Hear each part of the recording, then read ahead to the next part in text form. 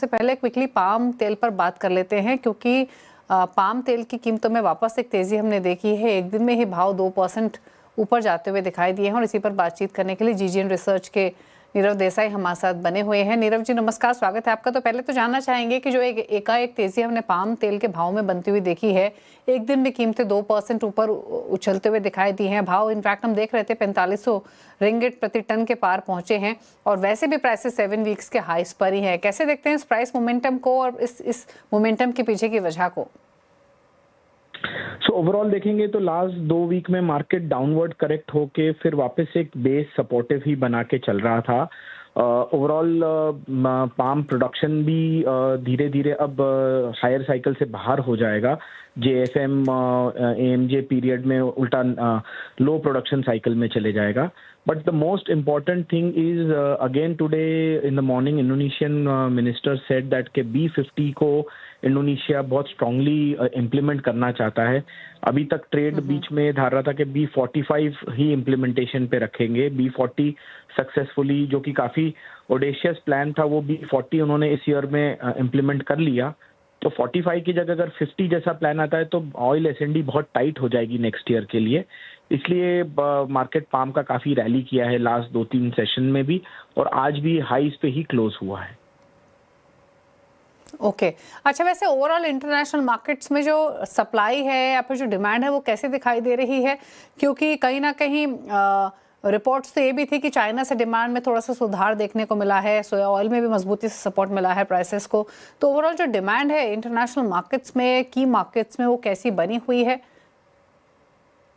सो overall देखिए, China, first thing is Chinese funds are very supportive. तो Chinese funds Dalian को काफ़ी drag up कर रहे हैं, और जैसे ही डालियन ऊपर जाता है सारे इंपोर्टर्स वहाँ पे हेज करके कॉन्ट्रैक्टिंग करना चालू करते हैं। तो China definitely last week bought good quantity of palm oil. साथ ही में अगर हम देखते हैं सनफ्लावर ऑयल की सिचुएशन, तो न्यू सनफ्लावर ऑयल आने के बाद भी we are trading sunflower oil at all time high. आज Black Sea origin sunflower oil $13-40 से नीचे किसी हाल में नहीं है। कल अर्जेंटीनियन सन ऑयल फॉरवर्ड में 12-15-30 के बीच में ट्रेड हुआ, और आज वही 1250 to 1270 है। सो इवन न्यू हार्वेस्ट आने के बाद भी सन एसएनडी तो बहुत टाइट है। सामने अर्जेंटीनियन गवर्नमेंट के कारण एक बोनस मिला था इंडियन बायर्स को, तो अबाउट $50-60 बीन ऑयल घटा था। $1150-60 का बीन ऑयल 1115 तक नीचे में गया था। आज वो बीन ऑयल भी $1180-90 का हो चुका है। सो ओवरऑल सप्लाई साइड थोड़ा सा टाइट ही होते जा रहा है, and coverage from India China will always be there. Okay अच्छा नीरव जी, क्विकली एक इंडियन मार्केट्स में जिस तरीके की सप्लाई है उस पर भी आपका कमेंट। स्पेशली इंपोर्ट्स हमने सितंबर में घटते हुए देखे थे, अक्टूबर में शुरुआती आंकड़े कैसे दिख रहे हैं? ओवरऑल क्या एक्सपेक्टेशंस हैं अक्टूबर इंपोर्ट्स को लेकर? किस तरीके की डिमांड यहाँ पर सर्ज होते हुए देखी है? So overall देखिए, we are at a good end stock. We are at 1 million tons of end stock of imported oils. But सामने ये है कि import थोड़ा सा ट्रिम डाउन होगा।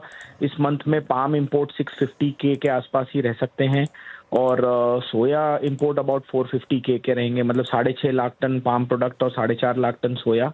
सन अबाउट 2-2.25 लाख टन के आसपास रहेगा। सो इंपोर्ट मैं बोलूँगा सफाइस कर रहा है, क्योंकि पोर्ट स्टॉक अच्छा है। बट आने वाले टाइम में इंपोर्ट हमको हायर बरकरार रखना पड़ेगा। अगर इसी तरीके का वर्ल्ड सिचुएशन रहा तो देखने का ये भी रहेगा कि हमारा डोमेस्टिक क्रश भी चालू हो रहा है। तो डोमेस्टिक क्रश नवंबर-दिसंबर में कितना ऑयल सप्लाई हमें दे पाता है, वो भी एक ऑब्जर्व करने की बात है। ओके चलिए, शुक्रिया नीरव जी इस पूरे खबर पर और इंटरनेशनल मार्केट्स के सिनेरियो पर कमेंट करने के